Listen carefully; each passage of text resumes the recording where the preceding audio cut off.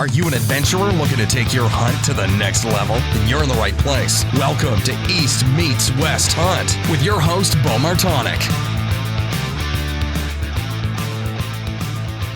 Hey everyone, welcome back to another episode of the East Meets West Hunt podcast presented by onX.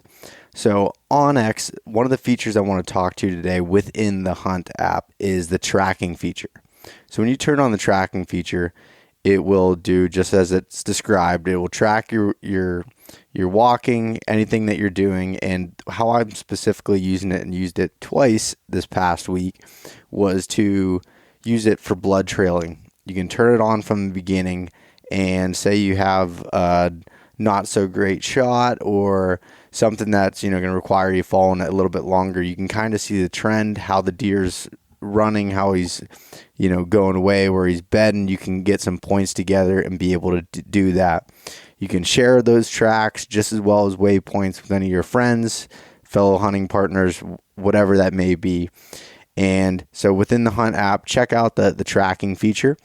If you want to check out the Hunt app for yourself, head over to onxmaps.com. Use the coupon code EMW. That'll save you 20% off of the app. Maven Optics.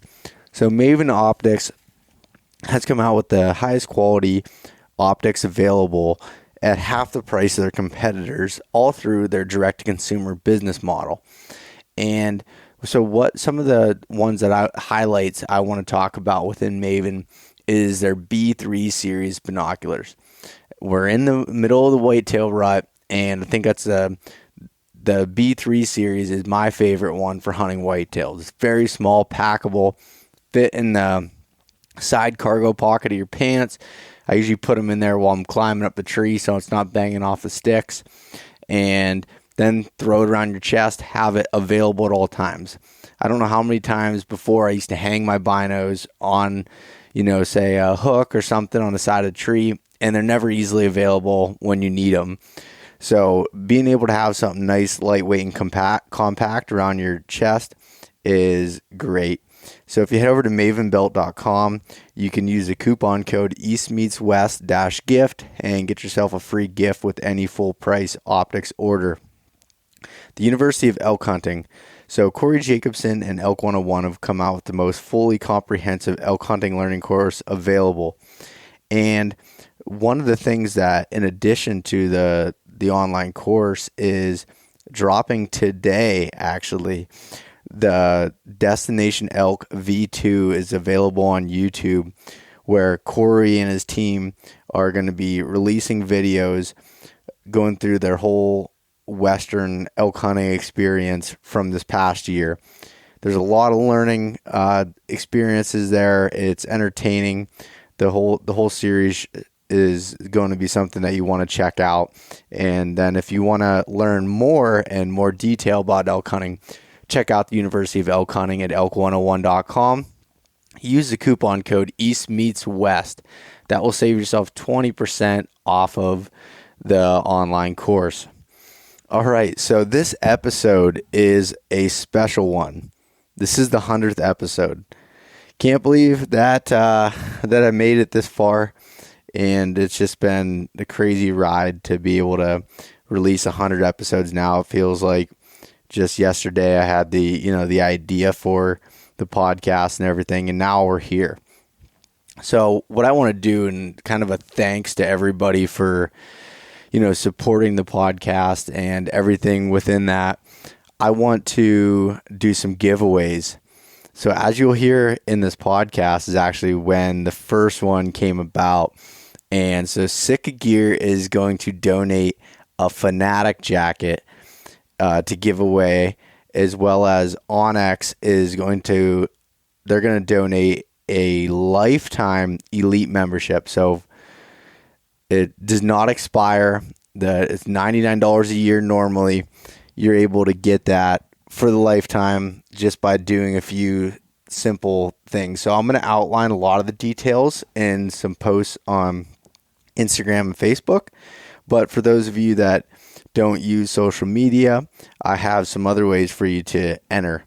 If you want to go over to iTunes, or wherever you're listening to the podcast, then leave a rating and a review. If you will do that, I'll be able to choose from those names, put them in the hat, and be able to draw for the winners of these giveaways. And in addition to that, the ones that I'm going to be doing through social media. So pay attention to the post coming up here, and then over the next couple days, I'm going to have all the details there and how you can win the Fanatic jacket and an onX Elite membership for life. And I'm trying to get a few more things thrown in the mix here. I was a little late on getting this all pulled together with whitetail season on my mind, but I think I can get a few other things given away, maybe some East Meets West apparel, some other stuff from some other companies here, hopefully. And I just want everyone to, enter into this. And one thing I do want to say is, if, say you do have social media, if you follow the directions on Facebook, you follow it on Instagram, and you leave a rating and review, that's 3 separate chances you have to win one of these items. So feel free to enter into that, and each one will count as a name in the hat. So I think that's a pretty cool thing that we're able to do here. And definitely, if you're a whitetail hunter, the Fanatic jacket is kind of the piece that everybody wants to have for the cold weather hunts that we'll have coming up here. So it's perfect time of year for that. And so this podcast is with Chris Derrick from Sitka Gear and Dan Hruska, who is a photographer, videographer, producer. And so we sat down and talked here about our hunt. We recorded this in the middle of the hunt that we had over this last week, hunting mountain bucks in Pennsylvania, all public land, hang and hunt style. And we're going to do a follow-up episode. Chris and I will. For the reason being is, after we recorded this, Chris killed a buck on the last day. This was his first public land mountain buck, and beautiful 7-point that he was able to, he believes that he called it in. It came in a little bit after he did a calling sequence, and made a 25-yard shot on him, and we recovered it, and it was also his first one out of the saddle. So that was a pretty neat experience all around. He was super pumped about it. I was really pumped that he got to do that last morning, got it all taken care of, cut up, and then he's off to the bow zone to hunt with Jim Hole Jr. and Classic Outfitters up there this week as this podcast gets released. So that hunt was such a learning experience. I mean, even for me, every year, I hunt these mountain bucks, and this year, I made it a goal to kind of do it in some new areas. And so where Chris killed his buck, I'd never hunted there before. It was a spot, actually, if anybody was checking out, I think it was back in March, I did an Instagram takeover for onX, and it was from that scouting trip that Greg Litzinger and Johnny Stewart and I found some of these spots, and that was one of those areas is where Chris killed his buck. So the week was tough. I mean, we found a lot of does, and they just weren't ready yet. There was a couple small bucks, checking them, passed on a few 8-points, and just never got a chance at some of those real big old mountain bucks. So that was tough. I mean, we had to keep changing, figuring out what the food is. The acorns were rotted on the tops. It ended up finding some clear cuts that were the ticket. It was just an overall great experience, great hunt. And so after they left, Saturday, November 9th, I went out hunting by myself and had one of the best days that I've had in years as far as rut activity. It didn't start until about 9:30 in the morning. I had a doe come out and started. Well, let me go back here for a second. So I'm running one of the Exodus Render cell cameras. I have one of them. Have one spot that I have service that I can run a cell camera. And the whole night before that, there was a doe bedded right next to the scrape. My cell camera's on. My phone was just going off all night. And it was a big doe. And I'm like, she's got to be, either coming into heat or in heat. So I decided to go to that stand based on that data that I got from the cell camera. And there was no bucks on it. It was just that doe. And I know if you can find the right doe at that time, it was a complete gamble. I mean, the wind wasn't perfect for it, but the thermals really helped me out in the morning a little bit. And I was set up right on the edge of where I know that a bunch of does bed. There's a steep side hill with a bunch of hemlock trees. They seem to bed in there. And I was just on the edge of the top, on the edge of a newer clear cut. And so I went in there and I didn't see a deer till 9:30 in the morning. Then all of a sudden I heard some stuff behind me and I heard a bleat. And here comes this doe with a buck behind it and a pretty good 8-point buck, 3-year-old. So I was going to try to get a shot on him, but they just would not. Well, he would not come out of the thick stuff. I mean, just nasty, thick briars. And she came out in front of me about 34 yards and kind of was feeding around this little open field and browsing on twigs and everything else that they eat here. And then she took him back into the thick stuff and nothing happened there for a while. And then I heard some more commotion from the same direction and figured it was the same buck and doe. And it ended up being a bigger buck, probably a 4 or 5-year-old 8-point. He came busting out and I went to full draw, had him at 18 yards, pin settled in on him, but there was a bunch of blackberry briars kind of in the way. And would it deflect my arrow? Maybe, maybe not. But I was like, he just needs 2 more steps and he's in this little opening and I'm going to shoot him there. Well, the doe changed directions and he changed direction, went straight away from me. So I had no shot and they disappeared into the thick stuff, but I didn't hear any more commotion. So I figured she bedded down and I just decided throw all the tricks I had and try to pull him off of that doe. So I started doing a bleeding, grunting sequence to kind of mimic chasing going on.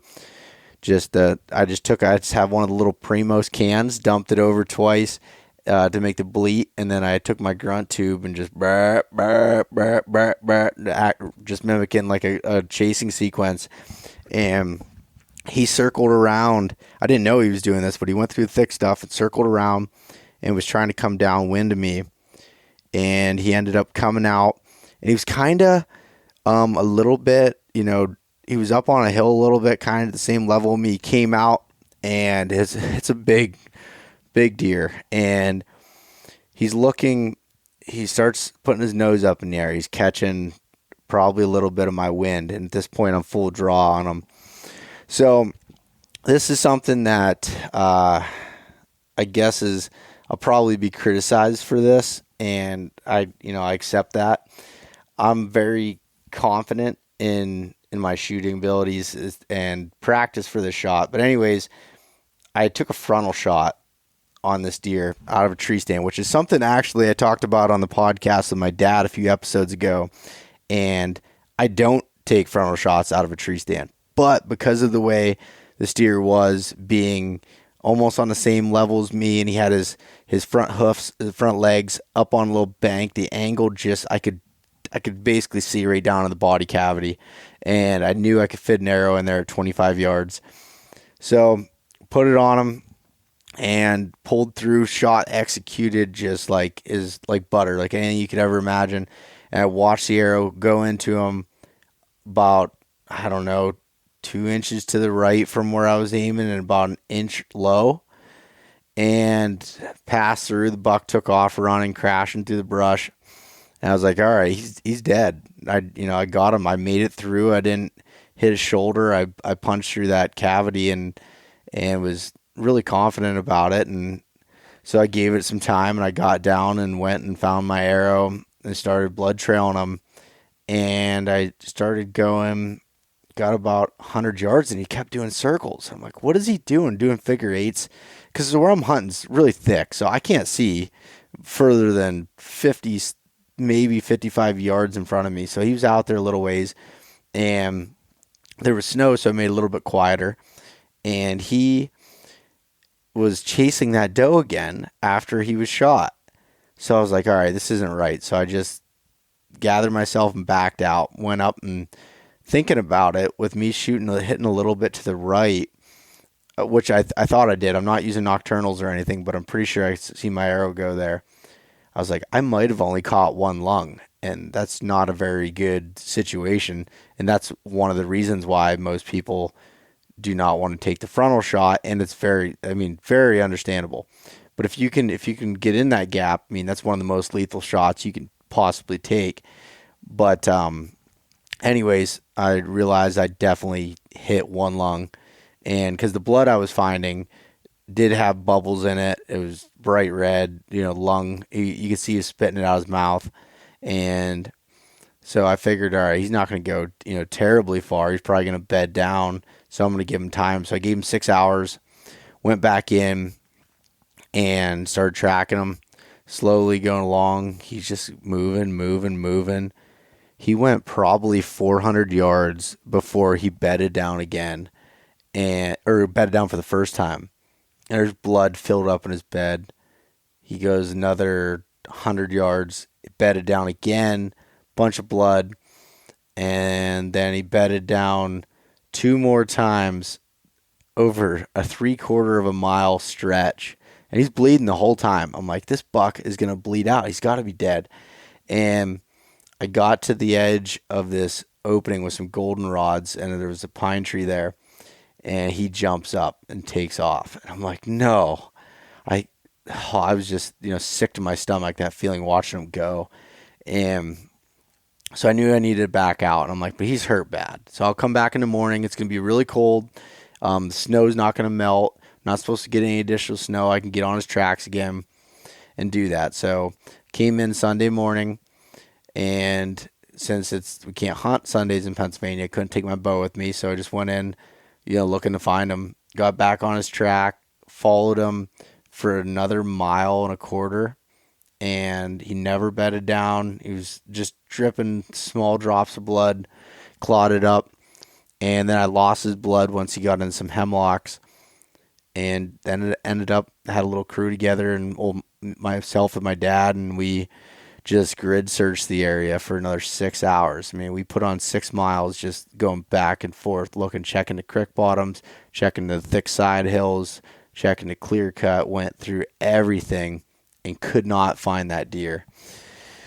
It's been a while since I've shot a whitetail with a bow and didn't recover it, and it makes me sick to my stomach. I'm really hoping that at this point that I just clipped that lung and that he's going to be okay. Deer can live off of a one lung shot. I mean, most of the time they don't, but it just makes me sick to my stomach about it. And so the only thing I can think of doing is really I have one more, well, by the time this release, I would have already done this, but I'll be hunting this Monday, which is November the 11th, have off for work as a holiday for Veterans Day. And I'm going to go in and I'm going to go into the same area and see if I can kill that deer again. He was chasing does on a doe the entire time we were blood trailing. There was another deer with him, and he was so fully rutted up, you could just smell it. When you're around the area that he was, where his beds were, it just was a just stinky, ruddy smell. And he's got to be there. He's in the area. Hopefully he's fine. Hopefully I can call him back in and get another shot at him, see what happens. I mean, that's the only thing I can think of. And the funny thing about his blood trail is, so I was talking about using Onyx for tracking, and he did a giant circle. So that big, 2 and something mile loop that he did was all the way back around. He almost came back towards my stand. So he was coming back to the same area. And there's a chance if, there's a hot doe in there again tomorrow that I can get a shot at him, or Monday, I mean. So I'm going to give it another shot. Like I said, I'm sick to my stomach about it. It sucks, but sometimes that happens with bow hunting.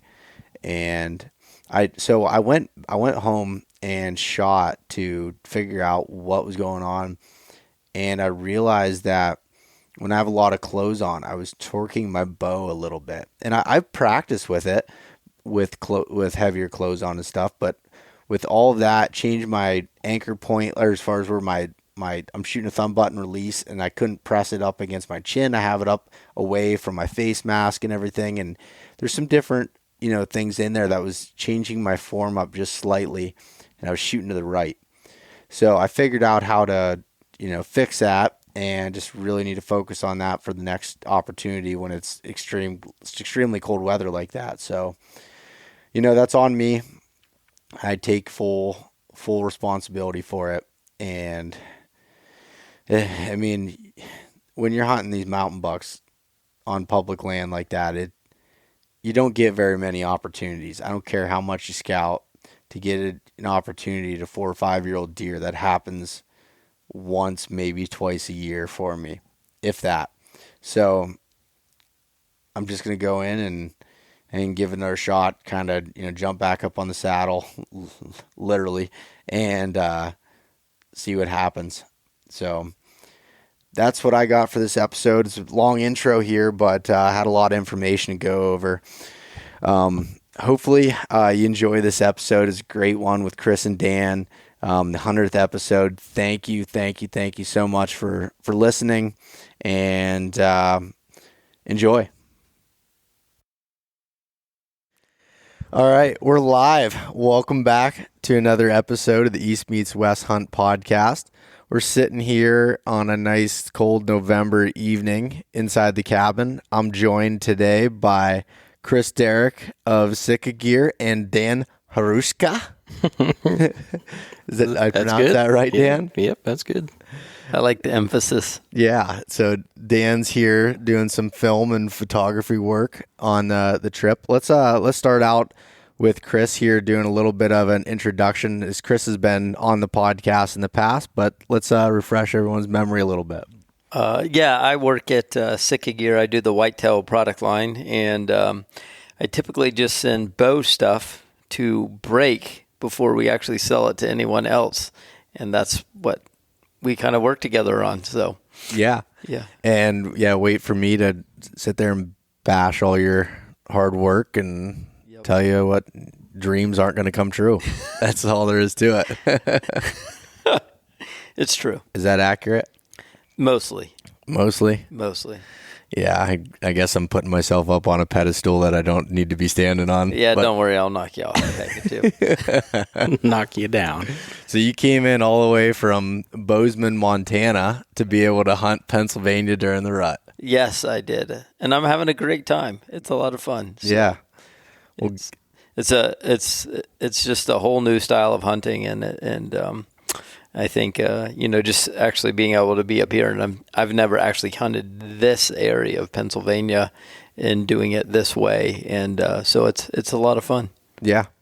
Well, we'll get right back to that topic here in a minute, but I want to have Dan give a little introduction to himself. Dan, I'm a fellow Pennsylvanian, more of the West Coast, PA, Northwest Pennsylvania, by Pima Tuning. Do a lot of waterfowl hunting and whitetail, and head out west every now and then to elk hunt. So a little mixture, but it's really neat to come out here and see just the different terrain from where we're at. We were talking on the way in, you hunt my property and it's surrounded by either cornfields or bean fields, and you come out here and, you're falling off ledges if you take a wrong turn. So it's a little different, but, it's still super cool, and just the way that you hunt is awesome, and I kind of abide by the same rule. I don't really like setting stands and going to them all the time. I like to kind of sneak attack and ninja style and go up, and that's what I ended up doing last Saturday and tagged out on my first hit. So yeah, hey, not too bad.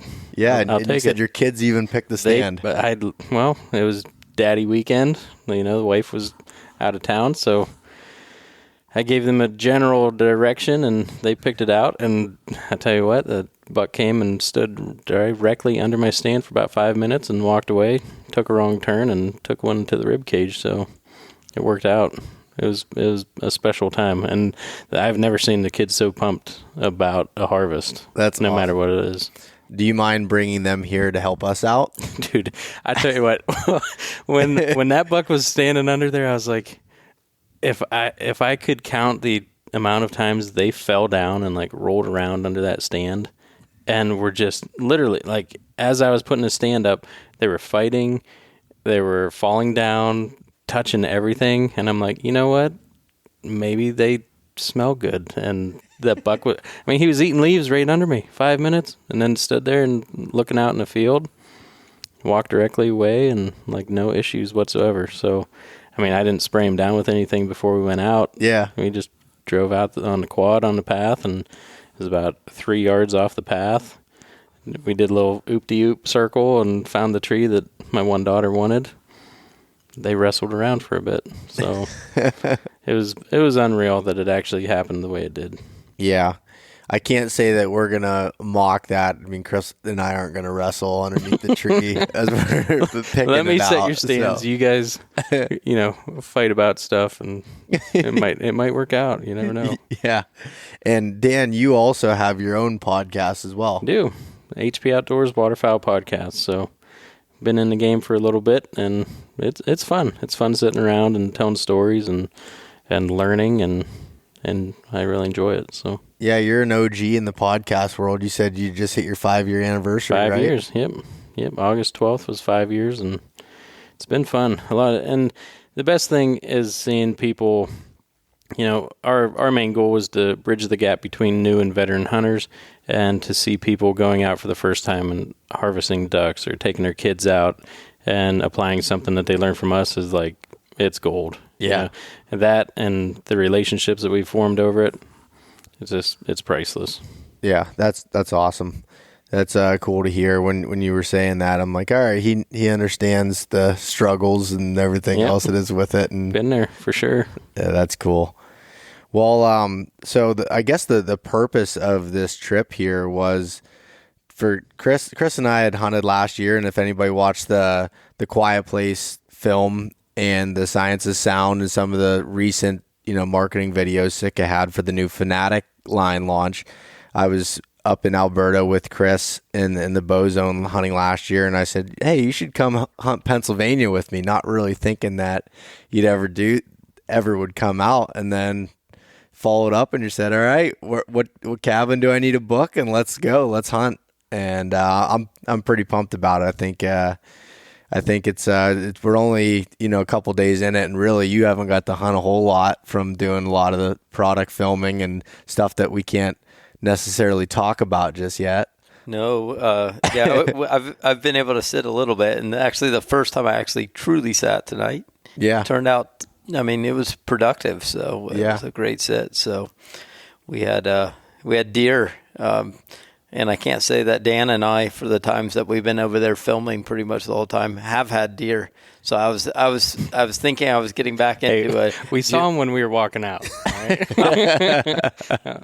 I was getting ready to re-experience another bow zone experience where maybe I'd see a deer all week. So.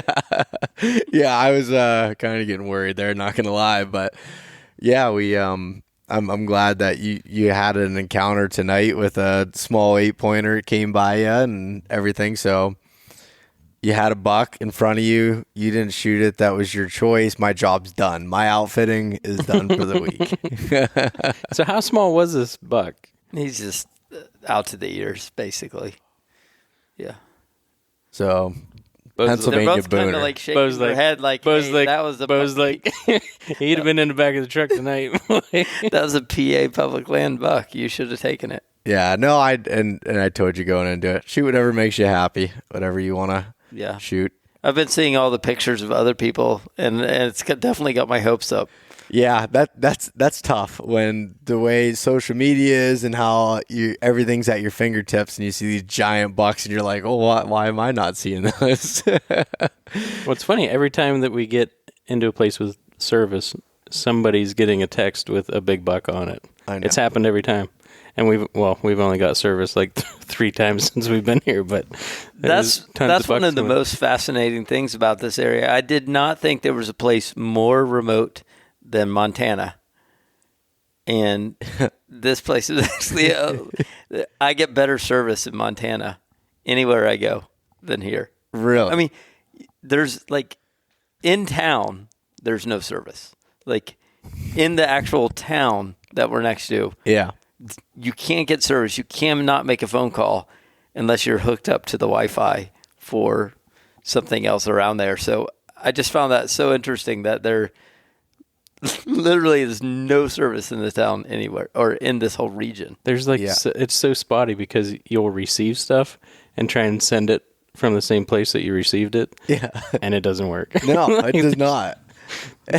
And well, I remember, I don't know, it might have been even a year ago now, Chris, we were doing some product testing for actually one of the products we're still working on currently. And you're like, just drop it off at your nearest FedEx location. I was like, I don't have one. And you're like, what do you mean?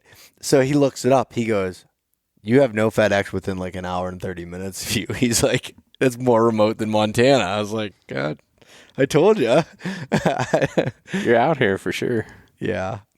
Yeah, it's pretty cool. It's a unique area, and that's why I love hunting Pennsylvania. I mean, it doesn't have the world-class whitetails as some other places do, but it's just different style hunting and kind of combines a little bit of the Western adventure style with hunting whitetails that, you know, we all love to hunt. So that's what draws me back to it.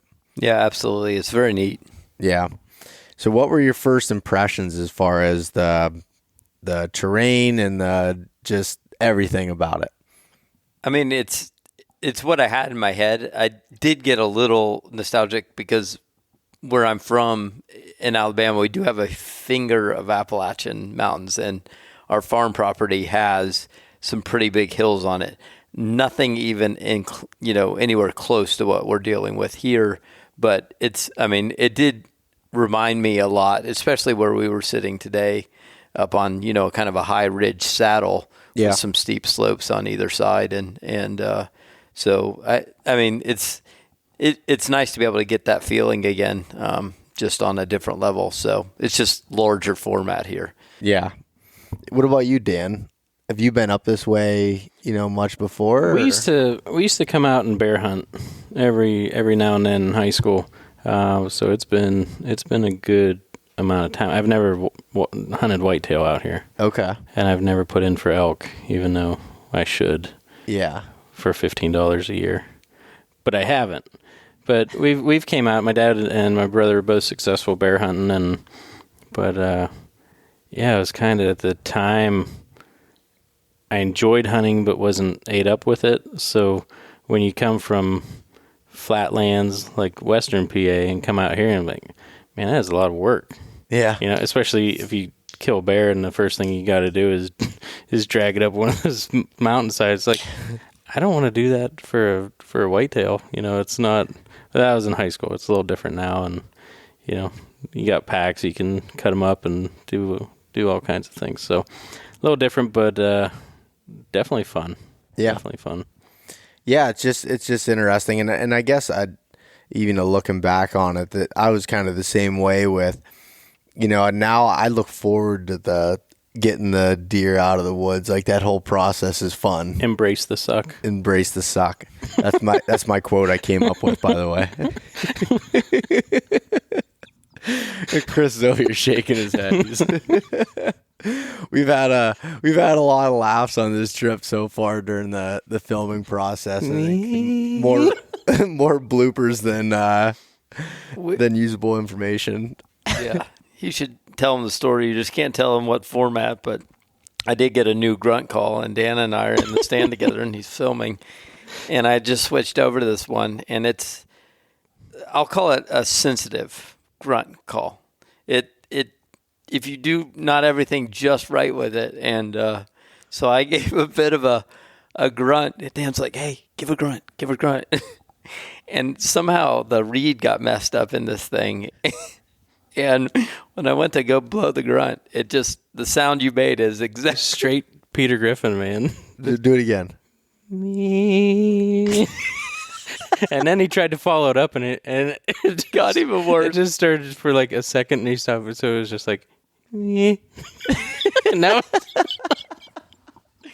I mean, and this is one of my first times filming in a whitetail stand, and I know that the cameraman should never make sounds, but that first one came out, and I lost it. I started laughing.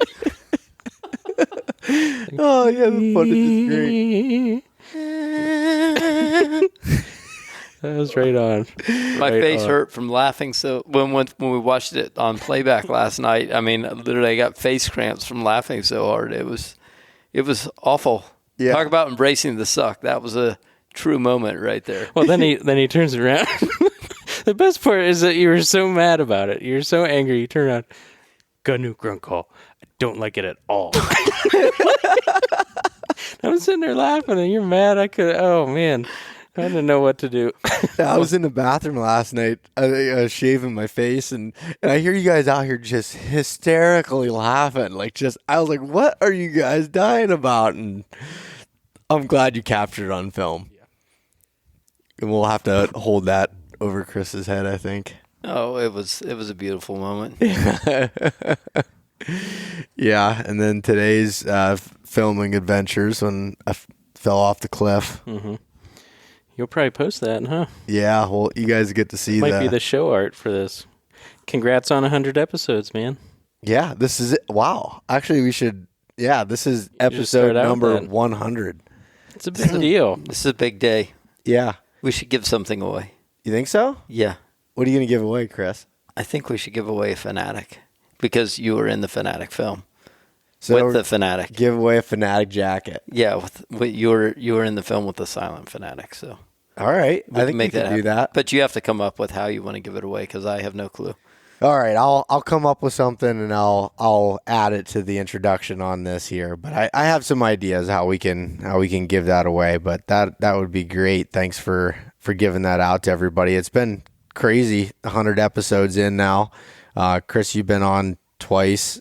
This is Dan's first time, but it's been a ride. Dan's been through it and told me all about his process with the podcast and everything, and I'm excited I made it this far. You're doing a good job. Well, thank you. Here's the next 100, right? There you go. That's all there is to it. So how do you feel now that you're at 100? Because it's a big milestone. Like when you first start out and downloads are small and it's like, man, is it really worth the time and effort? And then you start building and building. Now it's like, man, this is pretty cool. Yeah, it is because at first, I mean, I guess the first step was just getting myself to do it. Mm-hmm. I had the idea in my head for a long time before I actually pulled the trigger because I was just so nervous. I'm like, who the hell wants to listen to me? And Chris, don't even respond to that. I agree. And so then just putting it out Chris there. Chris really like, that was actually his first podcast. I listened to it. Yeah. Hey guys. Oh, it is funny though, listening back to like the first ones and how nervous I was. I haven't done it. Talking. I refuse to listen to my first episode. Really? Yeah. Because you want to know something? When we started, we did a trial episode to start. So we did like 45 minutes, and it was so bad. And then my co-host is like, "All right, let's just do it." We did it. He posted it. I've never listened to it. Never listened to it. But it was terrible. I don't know. Oh. It was better than the test run. Okay. But yeah, looking back, one day I will, probably. Yeah. No, now it's pretty cool to be able to see where it's come and just kind of staying true to the niche you and I were talking about earlier. When you find a niche in something, sticking with it and it's pretty easy to kind of go down a road of talking about whatever on them, but trying to keep it to the topics that everyone that is listening now over time comes to listen to, not that stuff that you're not going to hear on other ones. Yeah. People would be disappointed if you have a bass fishing episode. Yeah. it's not your thing. So you stay in your lane, bro. Yeah, I don't think I think my viewership would start to drop off a little bit if I started straying away from me struggling on hunts and well. So I tell you what, I went to college in Elkins, West Virginia. So the baseball team, we had a I guess a few years before I got there, a guy went out and asked permission on a few properties. Well, then every year that guy would take a new person, and as they graduated, the next person would take a next person. Well, my brother we went to college together, played baseball together, and he was the invite before me, so then he took me out. And this area, it's not as steep out there. I mean, some of the hills are as big or bigger, but it's not quite as steep. When we were scouting, and maybe you can go into it a little bit, I don't know if you want to go into it, but just questions for you. Like the shelves, it seemed like just the layers of shelves, and you would find the hottest sign and set up on that. Even if it was, we hunted from the ground. I shot a couple bucks off the ground in West Virginia just because you could, know. And I remember one 8-point I shot, we pulled into the driveway, and it was just a dead silent day. And I look up, and there's one tree on the hill just moving back and forth. So I put my binos up, and I was like, there's a buck making a rub on that. Well, we knew the rub line, so my brother and I got it way up in front. Dude, this is a funny story. This is my first buck from the ground. So we get up in front of this buck, and he comes down this like little chute and comes up the other side, and there's a 4-point. Well, my brother's laying on the ground. He had shot a buck the day before, which that's a great story too. He got charged from grunting. It came barreling downhill at him after I sat in the rain all day, and he came out for 15 minutes and grunted this buck. But anyway, so he's laying in like these bushes, and he's going, Dan, there's a buck. And I'm watching this 8-point behind it. Yeah. So this buck comes up and is, maybe 10 yards away, and I'm behind this tree that is slanted, like a deadfall, and I pull back on this 8-point, and I lean out, and I look down my arrow, and I would have shot right into the tree right in front of me. So I leaned out a little more, and this buck was standing broadside like 20 yards. Dude, I shot and just smoked this buck. My brother's like, what? I didn't even see what you're shooting at. I had to lay down. Dude, my heart was pumping out of my chest. Like, I almost passed out. I laid down, and like the world was spinning. Like, I've never felt that pumped about something ever. So is that kind of how you get on hot sign and kind of follow the lead? Or are you looking for food? Kind of what's your style of scouting? So like when it comes to scouting, I'm always trying to find the differences with terrain features and vegetation features where I can find edges. So anything that's an edge, whether that be from a vegetation standpoint, a clear cut, an old clear cut, say maybe oaks where it meets hemlocks or pines, and trying to find those edges or things I'm looking for from that standpoint.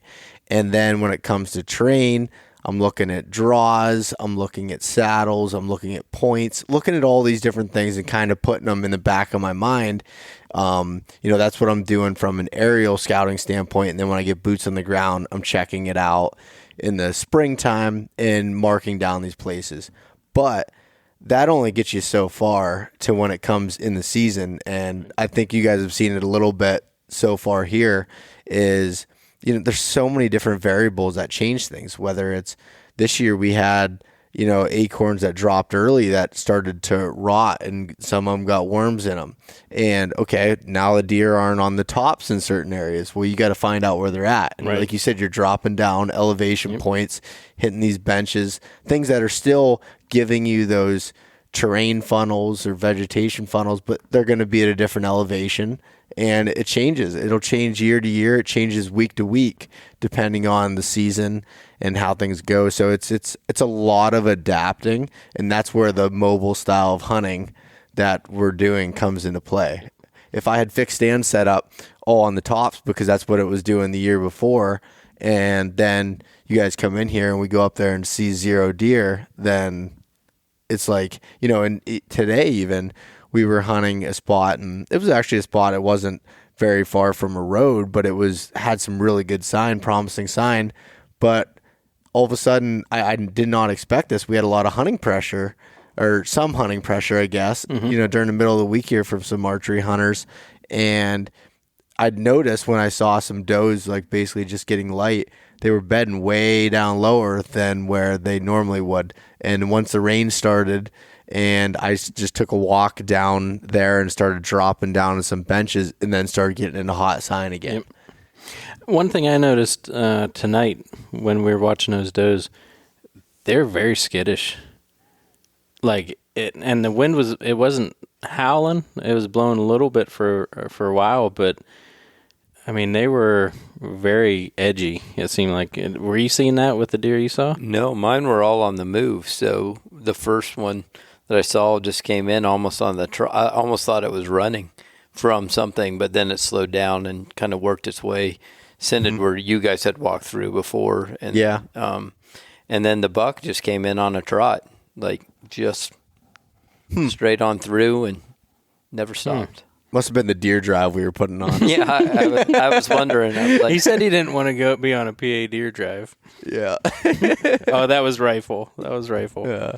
No, but that's because the deer that we had saw tonight, they were very skittish. They came out and they had no reason to look anywhere in the direction we were. No. And that's the first thing I noticed. I was like, man, they are edgy right now. Yeah, and they weren't like, say, looking at us and picking us out or anything. They were just looking everywhere. Yep, and they're looking side to side, anywhere but us, really. A couple of those does kept looking back. I'm like, oh, here comes a buck, and there was no buck. But it was just they're very skittish for being, mile and a half, 2 miles back from the roads. Right. It was that was definitely something that I've noticed, and in a lot of these areas. I was telling Chris about it last night.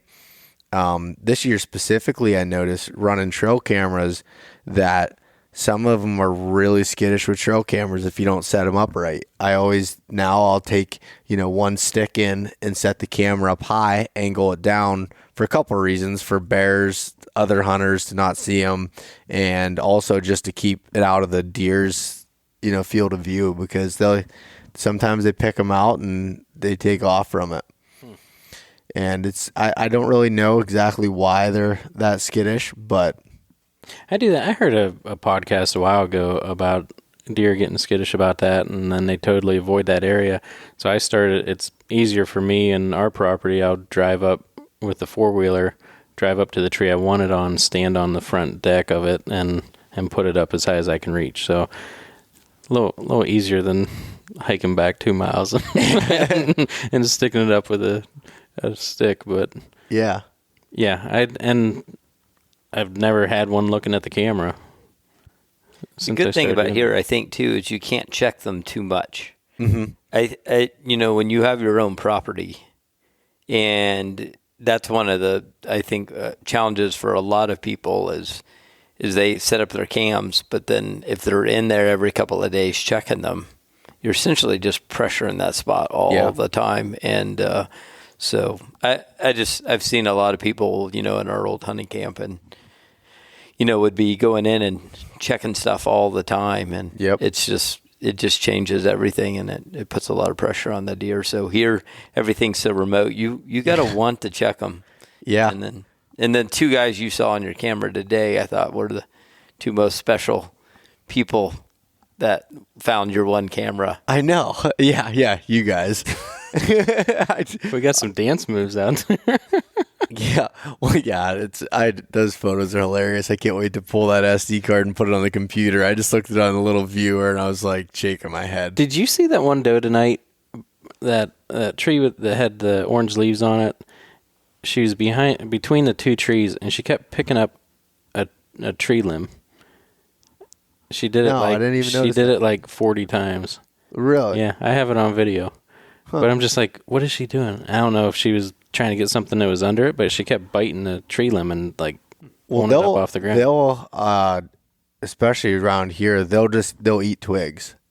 They'll eat. They might have been pulling the bark off or something. I don't know. They eat just about everything. It seems like That's crazy.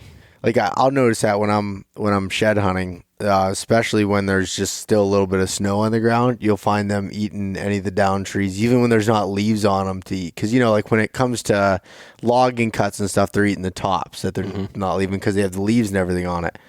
They'll eat down trees and stuff in the wintertime that have no leaves on them, just on the little twigs and stuff. They're chomping on them. They're really needing food, I guess, with there's no food plots, there's no cornfields, nothing like that really to fuel them. But a lot of the ones today I was noticing were feeding on ferns.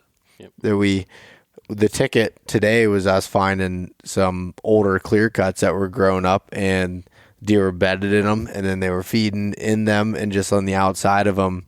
And that, again, that comes to adapting. We were hunting some really big timber, oaks, stuff like that, and wasn't really finding. And just, again, we've only been here for a few days, so everything can change and like that. But switching to a new area, which really isn't that far away from the other ones, just another ridge over, and it had different food sources, and we sure did find quite a few deer in it. Lots of traffic. It's interesting to see them on woody browse so early too. I guess you mentioned the acorns were so poor this year, so I guess that's what's driving some of that. Yeah, and we did find some good acorns over by us. That there was some good ones, but it's not a year where they're completely loaded with them, which it's a blessing and a curse at the same time with acorns. It always is, and if there was no acorns, then they're completely dependent on that browse and everything there. I guess that's what kind of brings me back to the drive of doing it every year, because it's just, no matter what, it just fuels a fire in me, because I'm like, why can't I not figure these out? And I'm always just trying to figure out what they're doing next and why they're doing it. And it's constantly a struggle, but I guess that's what makes it so rewarding when everything actually comes together. And I think we're in a good spot, going into this one here. And I'm going to say it here because I did this when I went on my elk hunt there last month. I recorded a few episodes ahead of time and had them scheduled to release. And every one of them I said, well, hopefully by this time, while you're listening to this, I'm probably packing out a bowl. So hopefully by the time this one releases, we already have a couple bucks on the ground. As you say, 100%. 100% success rate. Yep, I said that at Jim's, said that the first 3 years of elk hunting, and it happened. Eventually. Yeah. It's always true at some point. Yes. It's all about the positive attitude, and that's what I'm trying to instill. Like, we saw a lot of does tonight, and I'm just trying to compare and contrast, like, Western PA to here. Mm-hmm. And how do you feel about, and I guess we could look up deer ratios for what you guys have out here, but the bucks to does, like, I almost feel like we have so many does that the calling and everything is not that effective. Yeah. So I was saying, I think yesterday, I look for where the does travel, and I usually don't hunt before November. And when things start to heat up, or I hear my buddies talking that they're seeing chase and stuff, then I'll head out and get into my spots and find stuff. But going back to cameras too, this is the first year in a while I have 6 or 7 cameras on my 4-wheeler. Didn't put them out. My dad's not happy about it. He wants to know what's around. But I was like, you know what? Like, just go and like hunt. Yeah. Like find where they're at and get on them. So I don't know. But yeah, it seems like if I grunt, like, I have that bleat can, I will bleat 100 times before I do a grunt call. Just because if there's a hot doe in the area, it just seems like the bucks don't, unless they're fully primed up. But first week in November, I hit a grunt call on a buck that's chasing a doe, and they run away. Yeah. And then I'll hit the bleat, and literally they'll do a 180 and come and get shot. So it's like, Well, and I, you're I wouldn't say heavy on the grunt, but you're letting it be known that yeah, I was light tonight. There's a grunt call over. I was very light. I am a very heavy caller, and the reason is I mean, today we saw a lot of does compared to not seeing many bucks, but for the most part, the buck to doe ratio is very good. Yeah. There's a lot of bucks per the doe that are out there, and which creates a lot of competition. I get on my cameras all the time fighting everything, and that's just in a small field of view. Can you imagine what's going on out there? I mean, some of the bucks I've shot have, broken tines, everything else. They're sparring a lot. They're doing a lot of, they're aggressive because they're fighting for those few does that are out there. There's not a ton of deer. Like I said, we did see a lot of deer tonight, but that's not really common throughout the big woods Pennsylvania region. Other areas of Pennsylvania, there's a ton of deer, and I'm sure it kind of sounds like it's like that where you're at. My road, the one part of my road, I call it Doeville, because you can't drive from my house to the end of the block at nighttime without, if we're spotting or something, you'll easily see 50, 60 deer. Wow. That's 1.1 miles. Really? Like every night. It's crazy. All summer long, like my house sits kind of on a hill, and there's a road, and then just farm. So it's either corn. Usually, the farmer lives right on the other side, so he puts corn all around his house so people don't spot it, and then he'll put beans or something in front of my house so people just creep by at night spotting. But we'll sit out in the summertime. There's 30, 40 deer out there. Really? Oh man, it's unreal. It's loaded. Yeah, that's definitely a difference, and I think that's why the kind of strategies that we've done with the calling is so effective. I have a buddy of mine who was on just this week's podcast, Clint Casper. He's out of Eastern Ohio, and he does not call at all. He just doesn't believe in it and thinks that it educates the deer and everything. And for me, it's the opposite. And a lot of times it's so thick in spots. I mean, not on the oak ridges and stuff, but when you get into some areas, it's so thick, deer could be moving 70 yards from you and you never see it or hear it.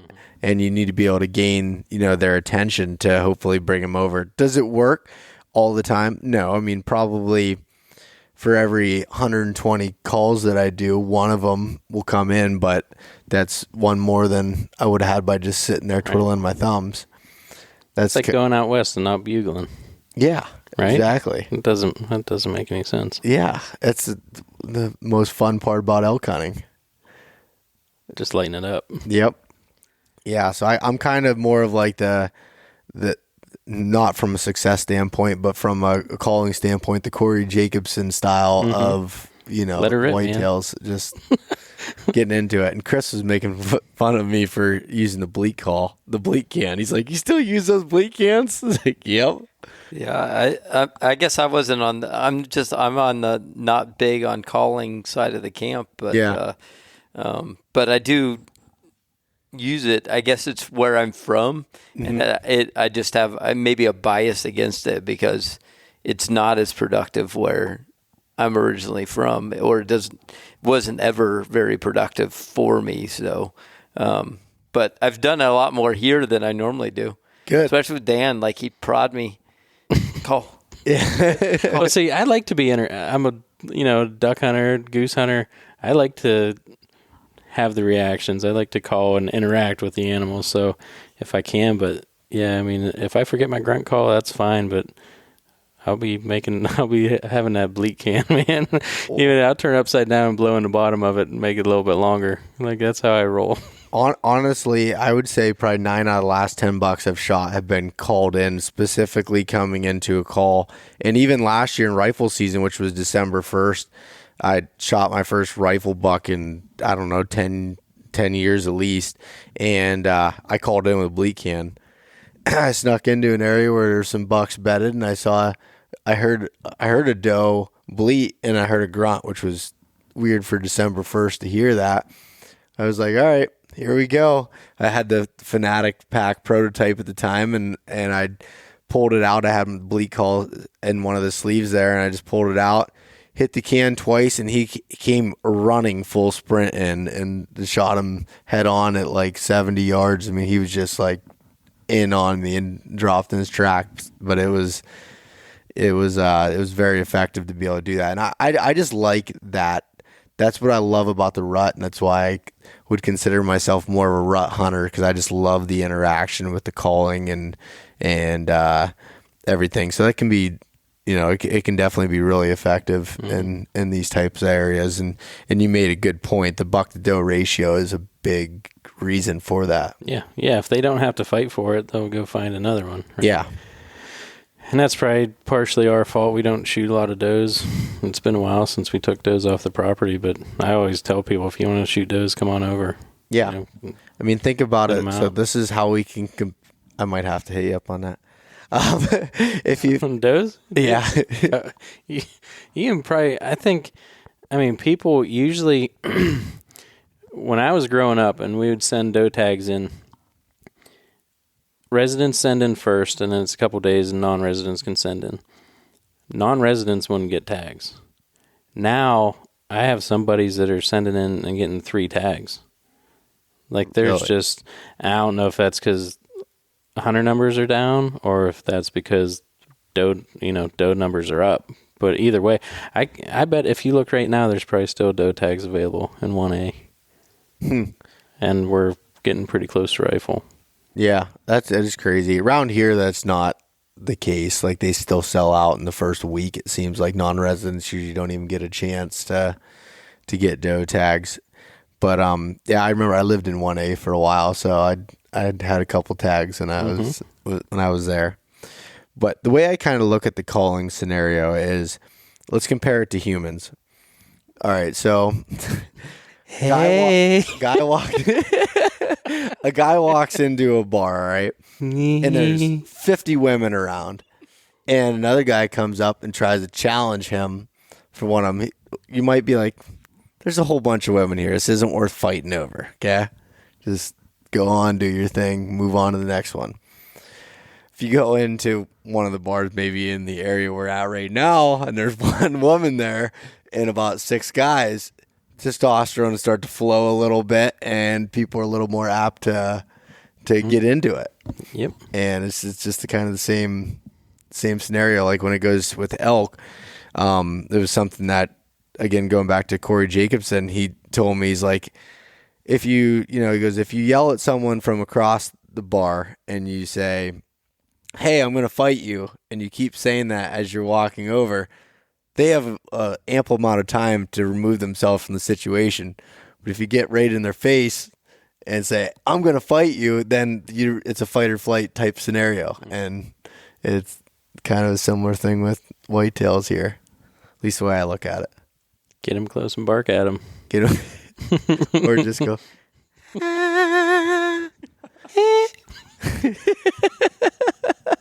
I think it's good to be the weak one in the bunch, because then they come in, they're like, hey, easy pickings. Yeah, exactly. They're like, all right, we'll wipe him out real quick. That's the Urkel buck. I'm going to go after it. Speaking of easy pickings, he picked a tick off himself today. So I wasn't expecting that. I looked down, I was like, there's a stinking tick on me, and it's cold. Yeah, it is. I wouldn't have expected that whatsoever.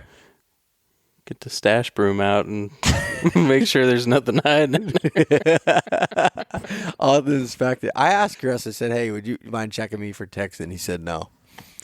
What kind of friend is that? Not a very good one. Dan, I know you'll help me out. Dude. Yep. Up in the upstairs bunk. up in the squeaky bed. Yeah.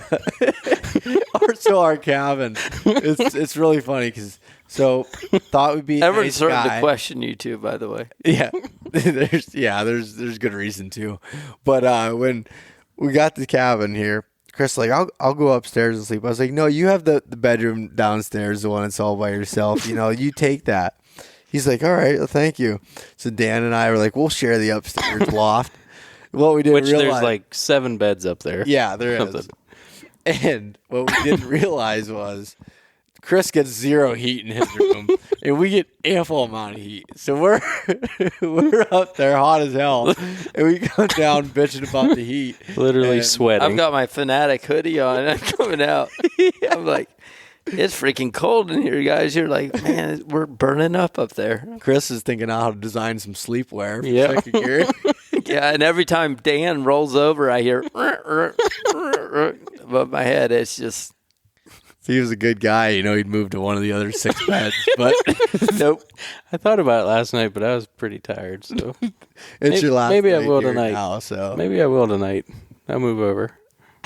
Sleep on the other side of the bed. I had clothes on there, though. No excuse. There are 6 other beds.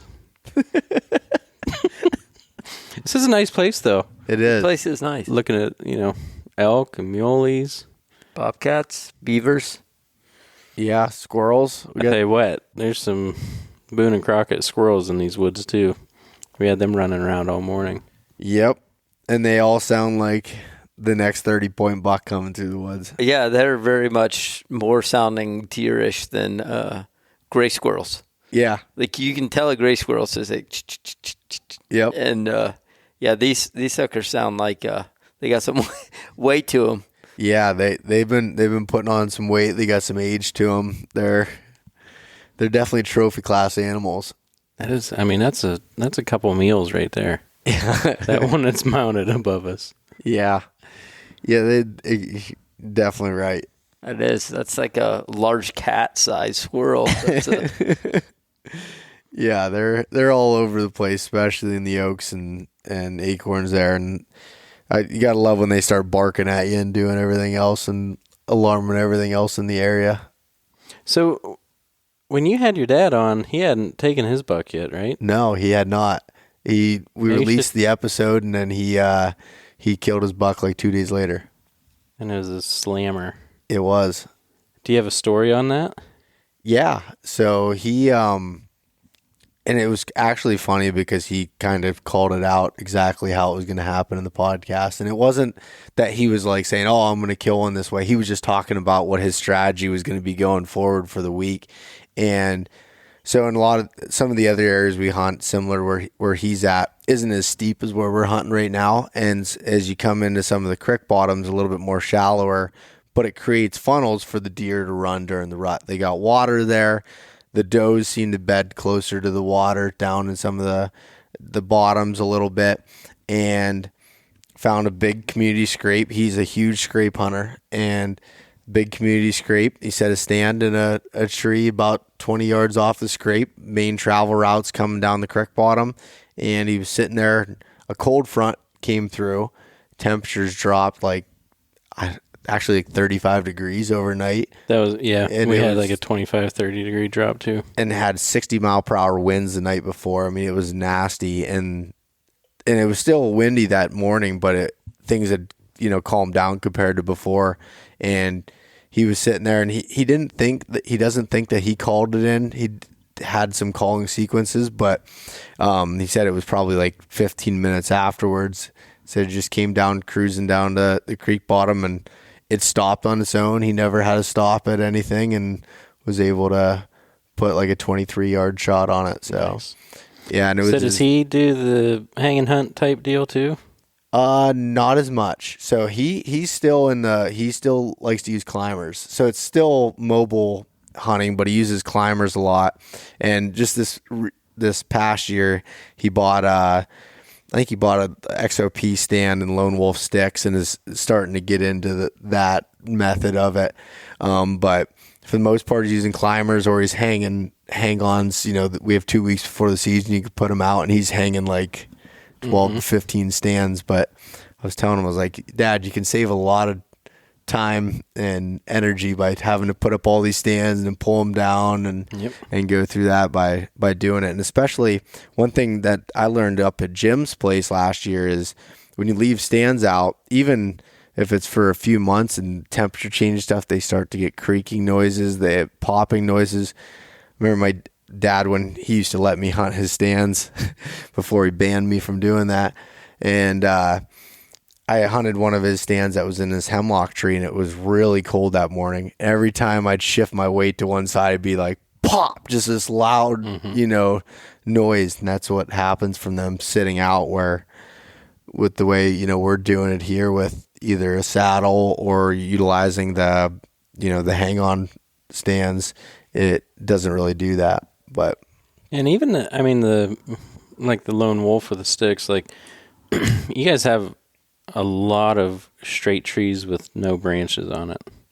You can get up and if you wanted a climber, and there's so many areas back home that if you went in the dark and you wanted to be in a certain area, you're looking for a while to find a tree that you can get up 15 feet even in a climber. Yeah. So, once I got into it a bit and I was like, man, I need a lone wolf just to get up in these places. And then you can, you're hidden well and yeah, you can go wherever you want. Yeah, you can pick whatever tree. Yep. That's what's cool about it is like there's some spots that I killed my buck out of a few years ago. I was only, 10, 11 feet up in the air, but it was a way that the tree I needed to be in for this spot, and it provided me enough cover. I didn't need to go up really high. But if you go on, again, going back to these big oak ridges and stuff, you kind of need to get high or have a double or triple tree to kind of hide you a little bit. I felt like I was about 5 feet off the ground today. Well, you were. you were, say 20 feet up, but you were down below me on the hill. So, yeah, I was looking down at Dan, and he was watching the deer. All they could probably see is his eyes. These deer walking right at me. Yeah, it was funny. Oh, you're talking about shots, and you're like, yeah, it'd be really cool to get some of him, in the saddle from up above. And I'm like 10 feet below him. Yeah. This is fun. Yeah. Which that's been something that I do want to touch on a little bit here is my experience with using a saddle for the first time.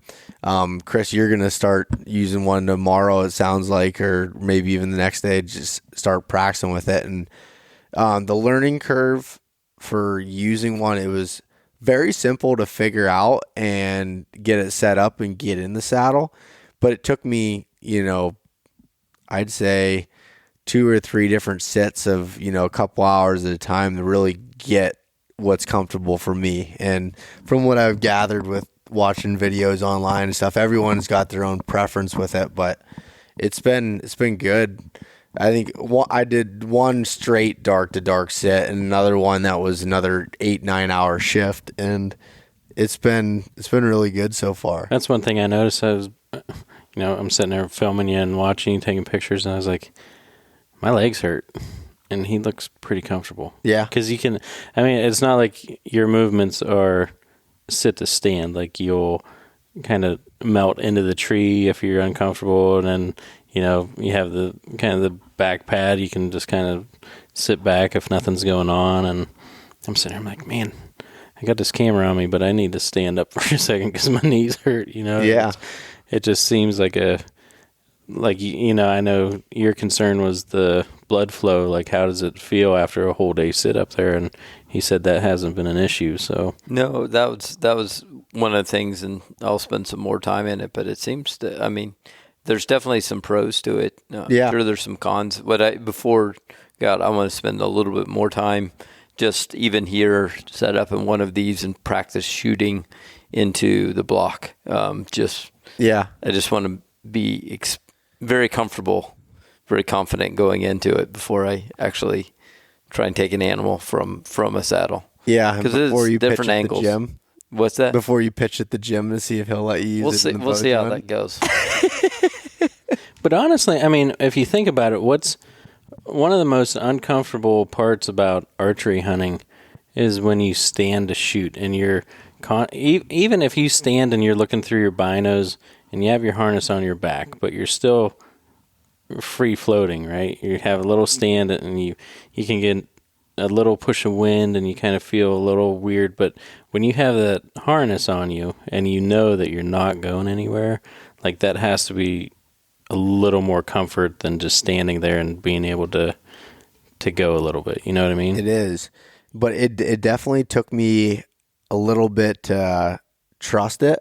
Mm-hmm. Like, even though there's no reason not to, but just the standpoint of leaning out, with all your weight against something to hold you there was different. And one of the big things that has helped out was just throwing on knee pads. Started using those today.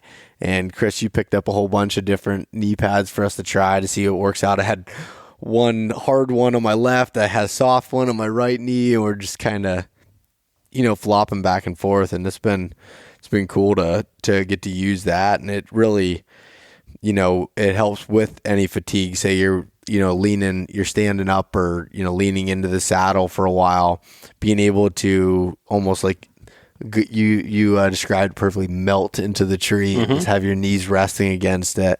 It's a pretty cool way of doing it. I mean, I definitely have found some areas where I need to figure it out, and I have some limitations, and that's shooting to my right. And actually you captured it today in the tree. Yeah. I always get up in the tree and I practice drawing. I was trying to shoot off to the right, and with the draw, and he's taking photos of me. I couldn't get my bow back. I was just in an uncomfortable position. I was like, all right, I am not shooting a deer if it comes from that angle. I'll wait till it gets by and shoot him right underneath Dan. Yeah. Right over me. Yeah, really. But so that'll I'll be interested to hear, Chris, what your thoughts are on it once you get to check it out a little bit. Yeah. I think with everything, there's going to be some pros and some cons, and once we go through it, I'll be able to talk about it. But yeah, I can't give my opinion yet. Yep, I completely understand that. So thinking about Western hunters, if you have like trees over wallow or something, and you're sitting there, to throw that in your pack and be able to, climb up some branches and get in a tree like that instead of having a stand, like that would be pretty legit in some areas. Yeah, I think that would be. I've never stand hunted in the West. I don't know if you have over wallows or anything like that. Have you? Yeah, I did this year. Did it? Yeah. What was that experience like? It's like deer hunting, except you're going to see fewer. So that's the only difference with it, Unless you're hunting in Pennsylvania. Just come back to PA and hunt in the back of this cabin. Yeah, when we pulled up and I saw that elk, and I was driving over, and I was pretty impressed with the one I saw, because he had like deep, like swooping, it was like, I was like, wow, that is a great looking animal. And I showed him to you guys, saw in the picture, and you were like, yeah, that's nothing for around here. And then Dan and I were driving out, and we saw a machine. Yeah. Laying down, just chewing his cut. Tank. Yeah. He was a tank. I was like, that is a mammoth. Yeah. So what I was thinking is, we'll keep all the Sitka gear talk and all the product based stuff out of this podcast, and when Chris and I will do another one that we'll release at a to be determined time frame whenever we're allowed to do that. But there's some exciting things that I can't wait to talk about as Chris is, has been nice enough to include me in and helping with some of the field testing of it and giving feedback, and it's been a cool experience. I'm glad to see this trip kind of be the the final testing phases of it. And yeah, we've been working on it together, I think, for 2 years now. Yeah, it's been a little over 2 years. I remember when you gave me the call of it, because it was actually when I met you at the ATA show, and that was one of the things that I brought up was a couple of these features and products, and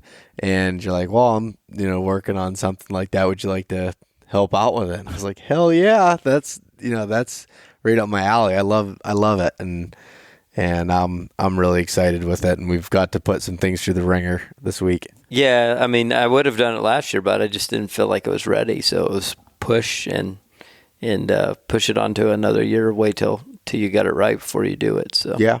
That's important. So the good thing is we don't feel the pressure to do it right away if we're going to wait till it's right before we release it. So yep. Cool. I think that's the cool part. Even for I've done product testing on waterfowl gear, and to come in and be on this side of it and watching you guys do it and be like, this might be better if we change this, or this needs, this might need reinforced, or whatever it is. It's just cool to be able to capture that and see you guys working on it. And then, like you said, the no pressure thing, because, I mean, if you put something out that breaks right away and then you have a whole, mass production deal that you guys have your hands full and customer service is getting swamped. And so to really put it through the ringer and even push it beyond what it's supposed to be doing, just to make sure it's ready to go, is it's what makes Sitka great. Yeah. I mean, think about, so for example, bow companies, they have to put out a new product every single year. That's got to be tough when you have issues, and being able to do that with Sitka. I mean, it's 2-3 years out on things. I mean, you've told me things, that you're working on down the pipeline, and it's just unbelievable how far down it takes. And so that's, like you said, we'll get into some more detail on that on another episode. But I think this was a good one here. I'm glad, Dan, this is your last night in camp, so we'll miss you. Fortunately. Yep. It was fun. Yeah.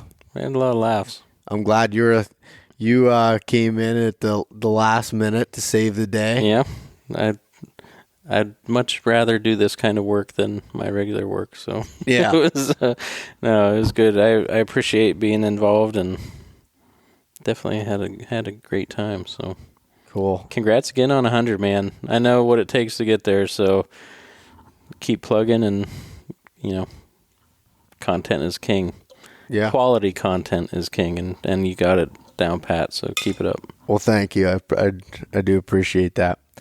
Chris, do you have any final last words here? No, I'm happy to see you hit 100. I think that's great. Yeah. Well, thank you. I appreciate Chris, that. One more grunt.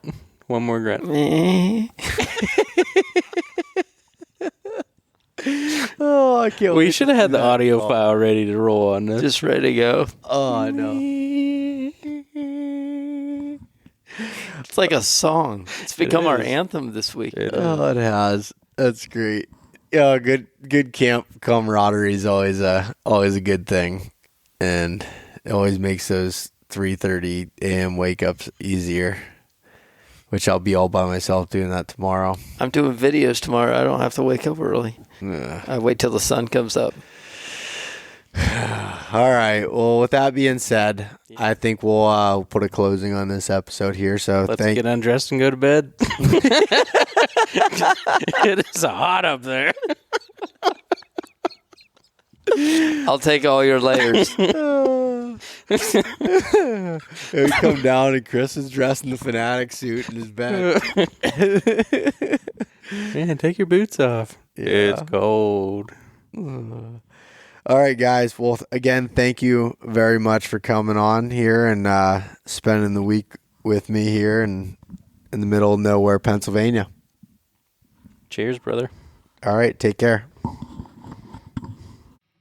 Thanks so much for listening to this episode of East Meets West Hunt with your host, Bo Martonic. For more great content and to stay up to date, visit eastmeetswesthunt.com, Facebook at East Meets West Outdoors, and Instagram at East Meets West Hunt. If you enjoyed today's episode, please review and subscribe, and we'll catch you next time.